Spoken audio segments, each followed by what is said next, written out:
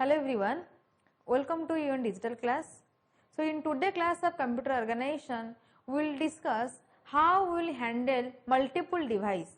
That means in my previous lectures I have discussed that interrupt occurs during the program execution, or you can say which type of program you can call it as an interrupt, that if the processor services a program, or you can say the processor executes a program, and in between the execution of that program, if another device requests a service from the processor, then that is called as interrupt. If the processor stops the execution of the current program and starts the execution of the device program which is requested, then that is called as the interrupt, and that is serviced by the processor.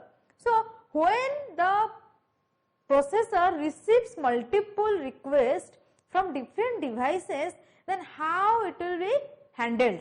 Okay, so there are some techniques which we will discuss one after another in today's lecture. Okay, so first one is our handling multiple devices. Okay. So multiple devices can initiate interrupts, maybe at the same time, maybe at the different time. But when multiple devices request the interrupts at the same point of time, then there the problem arises. So they uses the common interrupt request line. As I have discussed that there is an interrupt request line and each device is connected to that interrupt request line. Okay, and there is a switch between these both. So when that device wants to send the interrupt, or you can say if the device wants to request the processor, then it has to set that to 1. Okay. The next one is our the techniques which are used to handle the multiple devices are pooling technique, another one is our vectored interrupts, then interrupt nesting, and last one is our daisy chaining. Okay, so let's discuss one after another of these techniques which are used to handle multiple device request, or you can say when the multiple devices request for an interrupt to the processor, then these techniques are used to deal with that type of problem. Okay, so first goes to the pooling technique. So in the pooling scheme, a pooling technique, the interrupt request bit, that is our IRQ, in the status register is set when a device is requesting an interrupt. So there is a processor's status register. So when one device requests an interrupt, at that point of time, each device is attached with an IRQ bit, or you can say the interrupt request bit. So when one device requests for an interrupt, then that bit is set to 1, and that bit is in the status register of the processor. And then next one is our the interrupt service routine pulls the IO devices connected to the bus, and after setting the interrupt request bit this to 1 in the status register, the interrupt service routine, or you can say the ISR, pulls the IO devices, and which IO devices? For those which having the interrupt request bit is set. So that IO devices has to be pulled by the interrupt service routine, and then the first device encountered with the IRQ bit set is serviced, and the subroutine which is attached to that device, that will be invoked. Or you can say there are multiple devices. We are discussing about how the processor will handle multiple interrupt requests. So when we use the pooling technique, at that point of time, the processor uses a IRQ bit which is in the status register, and if one device wants to send a request to the processor, then it has to first set the IRQ bit to 1, and the first device which encountered with the IRQ bit set to 1, then that device has to be serviced first. Okay, and the subroutines which are attached to that interrupt, they will be executed. Okay, then next one is our easy to implement. So this is the advantages of the pooling scheme. It is easy to implement, and also too much time spent on checking the IRQ bits of all devices, because we have to check the IRQ bits of all devices, because the first device, or you can say the device which encountered the IRQ bit set to 1 first, that device has to be serviced first. So to implement this technique, first we have to check the IRQ bits of all devices. Okay, so whichever the device, whether it is a keyboard, whether it is a mouse, which set the IRQ bit to 1, that device will be serviced, or the interrupt request which is generated by that device will be executed or received. Okay, so though some devices may not be requesting service, okay, because there are multiple devices which are connected to the system, but that doesn't mean all the devices request the interrupt at the same point of time. There may be some devices which doesn't need to send the interrupt request. So in this pooling scheme, the processor has to check the IRQ bit for all the devices. So during the checking, or to check each IRQ bit associated with each devices, there is a time, or you can say the processor wastes some period of time during the checking. Okay, so this is disadvantages of pooling technique of the handling multiple devices. Okay, so let's go to the next technique, that is our vectored interrupts. So next technique is our vectored interrupts. So in the pooling technique, we have seen that processor wastes much more time when it checks the IRQ bit for all the devices. So that is the disadvantages of the pooling scheme technique. Then, so next one is our, by using the vector interrupts technique, the device requesting an interrupt itself directly to the processor. Okay, here the device doesn't need to set the IRQ bit to 1 which is present in the status register. So the device sends a special code to the processor over the bus. So in the vectored interrupts, each device has attached with a special type of code, like keyboard has a special type of code. Okay, or you can say the code which is attached with the keyboard, that is different to the code of the mouse. Okay. So the code contains the identification of the device, okay, whether it is an input device or output device, which type of device is that. Okay, so that code defines these properties, okay, or it contains this. So next one is our starting address of the interrupt service routine, because when a device requests for an interrupt, then there is an interrupt service routine which helps to, or which executes that interrupts. So that code which is attached to that device, that must contain the starting address of the interrupt service routine. Okay, then next one is our address of the branch to the ISR. That means we know that when an interrupt occurs, then the PC value changed, or you can say the PC value is changed to the starting address of the interrupt service routine, and Next one is the PC value is updated by the address of the interrupt service routine. So the address of the branch to the ISR or the address where the content of the PC changes, that must be in that code. Okay. Next one is PC finds the ISR address from that code. Okay. That we have discussed that when the processor executes a program, at that point of time when interrupt occurs, then the PC value has to be updated with the starting address of the ISR. And now we get that the starting address of the ISR is present in the special type of code which is attached to the requested device. Okay.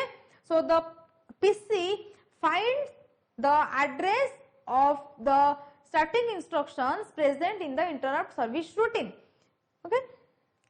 Then to add flexibility for multiple devices, corresponding interrupt service routine or ISR is executed by the processor using a branch address to the appropriate routine device specified interrupt vector.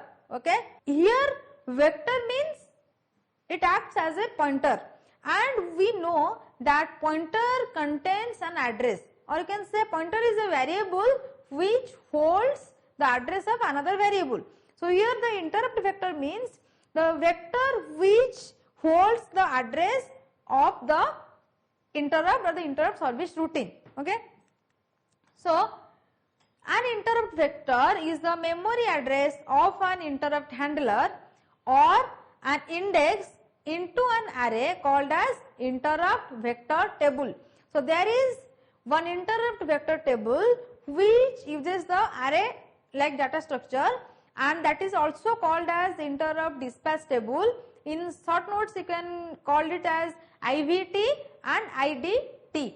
Then that is a table of interrupt vectors, or that interrupt vectors, or you can say the table of interrupt vectors means that contains the pointers to the routines that handles the interrupt. As I have discussed that how the processor handles multiple requests. So in this vector interrupt technique, the processor holds or uses an interrupt vector, that is one memory address, or it holds the interrupt vector is one type of memory address, and that memory address defines the address of interrupt handler.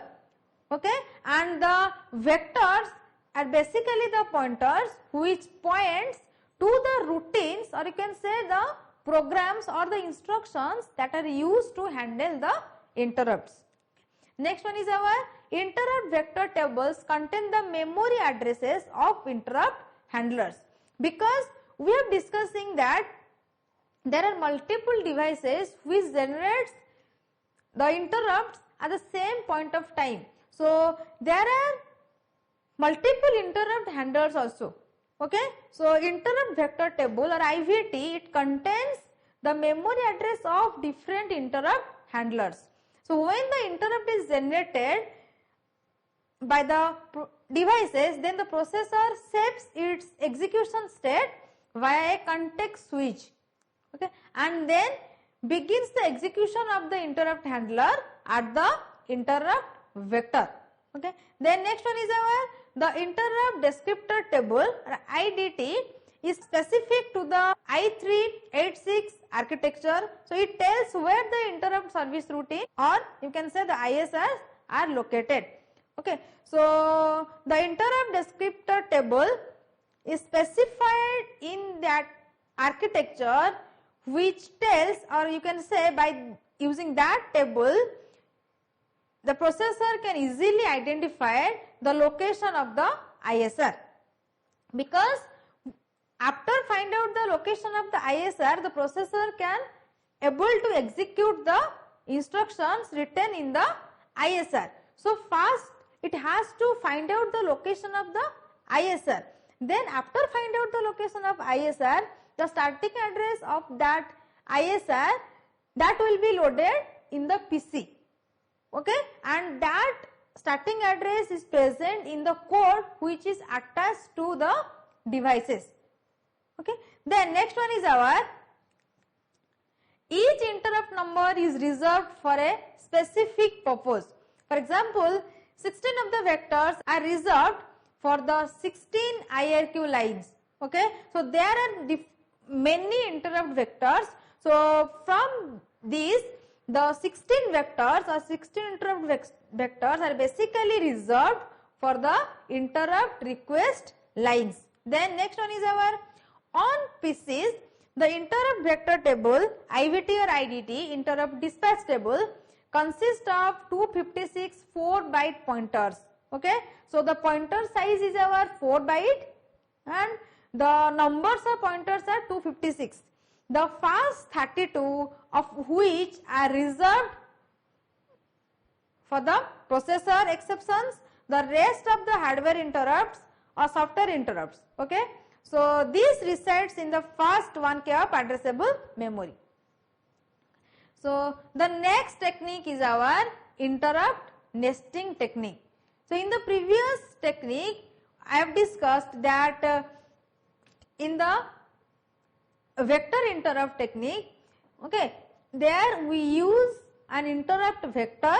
That interrupt vector, or you can say the interrupt vector is in the form of a pointer, and that pointer points to the routines, or you can say the instructions which are used to handle the interrupt, okay. So you have to remember these things, that the interrupt vector basically points to the routines or it points to the interrupt handler, okay. So go to the next technique, that is our interrupt nesting.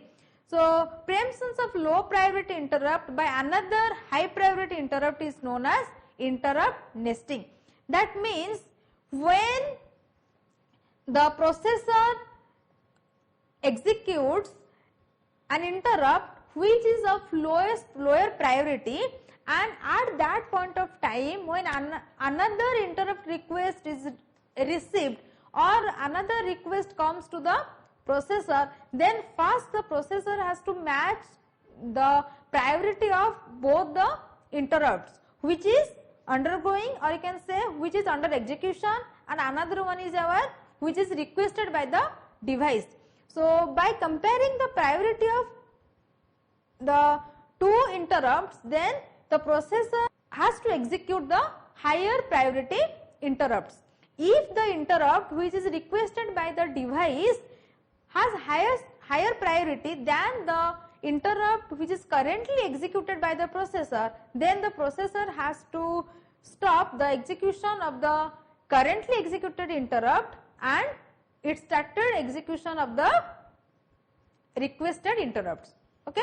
So that is called as interrupt nesting. That means one interrupt within another interrupt. Then if during the execution of that interrupt, another interrupt comes with highest priority than the currently executed interrupt, then the processor also has to stop that and it has to receive that interrupt and it also starts that execution. So nesting means one within another, okay. So interrupt nesting means when processor executes one interrupt, at that point of time processor receives another interrupt and it has to execute that interrupt also, okay, by pausing the previous interrupt, okay. So disabling interrupts during the execution of the ISR may not favor devices which need immediate attention. So when the processor executes one interrupt, so it disables that and it executes the interrupt service routine. So it is not in the favor of the devices which needs immediate attention, or there may be some important interrupts which has to be executed in an urgent manner, okay. So need a priority of IRQ devices and accepting IRQ from a high priority device. So here in this interrupt nesting, the processor need a priority of interrupt request devices and it has to accept the highest priority device request, or you can say it has to accept the interrupts which is generated by highest priority device. So the priority level of the processor can be changed dynamically, okay, or you can say the priority level of different devices, it is already present in the processor, okay.